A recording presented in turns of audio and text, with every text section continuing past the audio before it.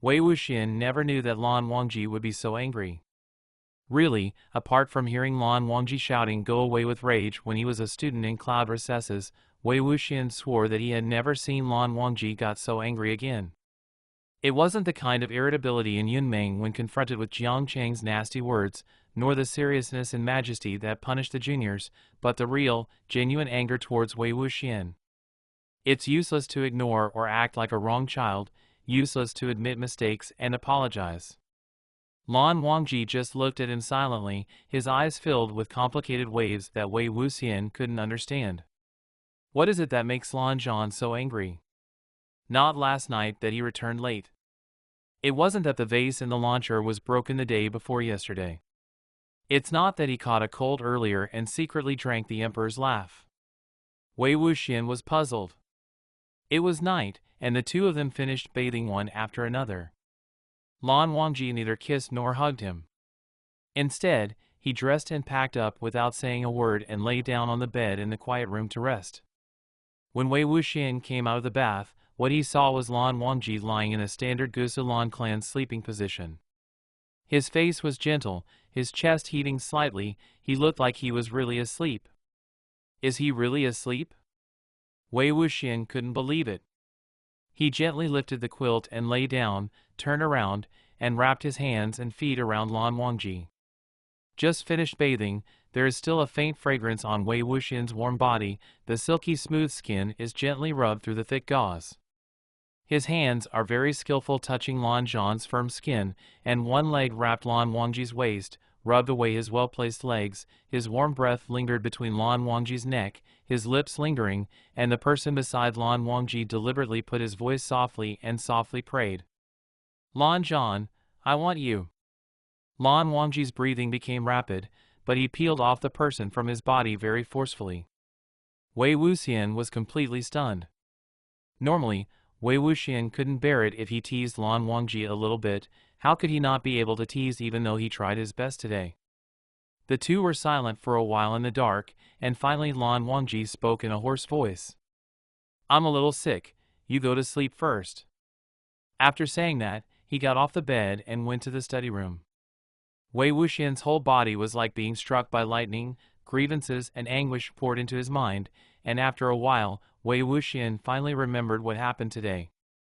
Senior Wei, did you and Han Wangjun encounter any danger when you hunted at night? At that time, Wei Wuxian was concentrating on tinkering with his new invention. Yes, I have. Lan Jingyi was very curious about the two people's experiences outside. Then what if you encounter evil spirits that you can't deal with? What should I do? Wei Wuxian, who didn't think through, opened his mouth and said. Then die again. Lan Sijue on the side, seeing that the conversation was not good, he hurriedly stopped Lan Jingyi who wanted to ask again, but suddenly heard the voice of Lan Wangji behind him. What did you say? The two juniors were so restrained by this sentence, with a trembling voice and a trace of anger, they were so frightened that they greeted Han Wangjun quickly and left. Wei Wuxian was the only one who didn't know what was going on. Seeing Lan Wang turned and left, he did not realize what he just said nor chase after him to ask. Wei Wuxian slapped his leg with a palm, screaming in his heart. Damn, how could I say such a thing in front of Lan Zhan? He was extremely apologetic in his heart, struggled and hesitated for a while, got out of bed with bare feet, and walked gently to the study room. There used to be a bed in the study, and Lan Wangji was lying on it. Wei Wuxian watched him for a long time, looking at Lan Wangji's frowning eyebrows and the sadness that could be seen even if he closed his eyes. By looking at Lan Wangji, his back covered with the hideous whip marks also clearly appeared in front of Wei Wuxian. Wei Wuxian's eyes were sore, he pursed his lips, walked to the other end of the bed, lifted the quilt, and got in. What came to Wei Wuxian's face was the familiar smell of cool sandalwood that he liked. Lan Wangji was woken up by this movement. In fact, he was not asleep. He saw that the flat quilt was bulging, accompanied by rustling. The rustling fabric rubbed, the lump kept moving forward until to the end of the quilt. Wei Wuxian showed a fluffy, messy head under the quilt. His face was flushed, and his eyes were staring apologetically. Lan Wangji was about to say something, but Wei Wuxian seized the moment and kissed him. Just like when Lan Wangji was in bed, he couldn't bear it anymore and blocked Wei Wuxian's mouth with his lips. Wei Wuxian looked at Lan Wangji, who was a little short of breath, with a flushed face, and hurried to say, Lan Zhan, don't say anything, listen to me.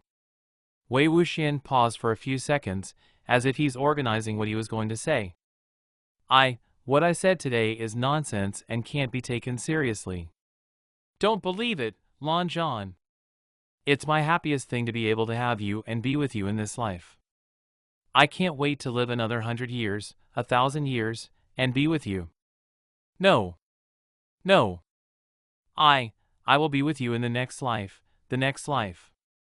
Lan Zhan, I love you. Wei Wuxian started babbling and didn't even know what he was talking about.